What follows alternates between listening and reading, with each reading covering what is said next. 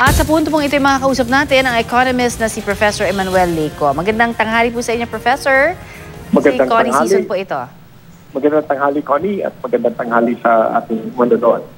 Pag-usapan po natin yung latest SWS survey na sinasabi nga na bumawa po ang bilang ng mga nagsabing nagugutom sila nitong 2018. Ano po sa tingin ninyo ang indikasyon ng ating ekonomiya? Well, I think that's good development na merong nakakaramdam na bumababa ang mga presyo, pero it only reflects the instability of our prices. At saka it also reflects vulnerability ng mga mahihirap. So, very seasonal, nung mga nakaraang buwan, pakiramdam nila, nagugutom sila, nag-report sila na dahil naghihirap, dahil tumataas ang presyo. Ngayon, kaunting bumababa ang presyo, so they're saying na mas nakakatawid sila. Pero that is still not a good situation to be in because the poor are very, very vulnerable to this price fluctuation. Opo. Pero itong usapin ho ng sardinas ngayon, sabi po ng mga manufacturer sa ngayon wala pang magiging paggalaw ng presyo ng sardinas, pero baka raw mag-adjust sila kapag umepekto na yung dagdag excise tax sa petrolyong langis. Sabi naman po ng DTI, halos wala raw magiging effect ito sa pagka nagkaroon nga ng dagdag na excise tax. Ano po sa tingin ninyo? Magiging effect, magkakaroon ba talaga ng malaking epekto ito kapag nadagdagan na nga ho yung ating excise tax sa presyo ho ng mga basic commodities, including of course itong sardines? Yes, yes. Well, considering na may bagong excise tax, tapos meron ding bagong price increases ang fuel, ang tinitingnan nga natin dito, mga mahigit sa 4 pesos ang impact ng excise tax sa presyo ng fuel, particularly sa diesel.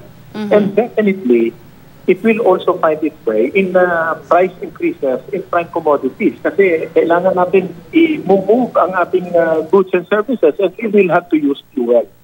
So, I think it's safe to assume that there will be some price fluctuations for the month of January.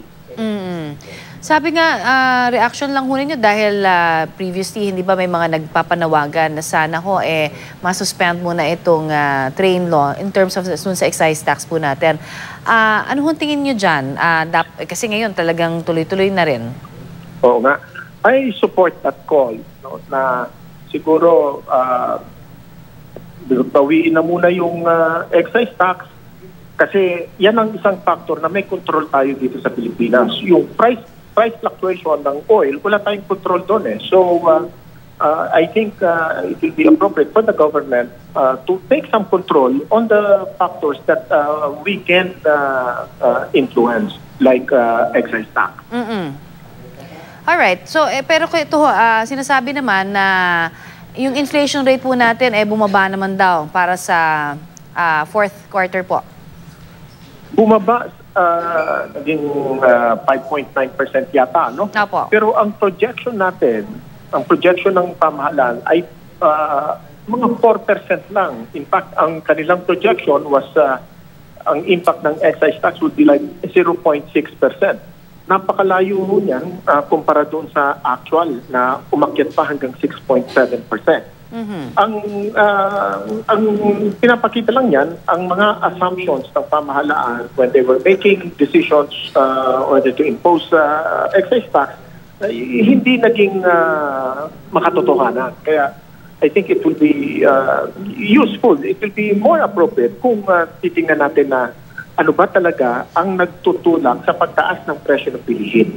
And sa ngayon, ang excise tax, patunay nung experience natin last year, ang excise tax ay nakapagpataas ng presyo ng mga bilihin. Noon pa lang unang first quarter of last year, umakyat na agad. And therefore, this quarter, we can expect that there will be some price fluctuations again because of the combined impact ng excise tax at saka yung pagtaas ng presyo ng oil sa world market.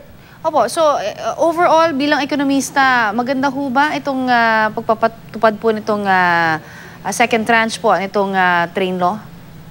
I will stay on the safe side. Ang sa akin, rather than work with many factors that we cannot control. I will work with just a few factors that I have control of. So, for example, wala tayong control doon sa global oil price. Wala tayong magagawa dyan. Pero meron tayong control doon sa imposition ng excise tax. So, sa akin, I will defer implementation ng excise tax bago para makita natin kung ano ang impact ng global price ng oil price sa ating local market. Okay, so it's not all bad. Meron lang dapat na piliin. Ang sa akin, I don't want to be in that position na it's not all bad or it's all good. What I'd like to focus on is yung impact ng mga decision sa mga mamamayan. Kasi mahirap sabihin na hindi naman lahat masama, pero pagka ang mga tao ay nagugutom, hindi natin pwedeng sabihin sa kanila na nagkamali lang tayo. Opo. So I will stay on the safety side. No?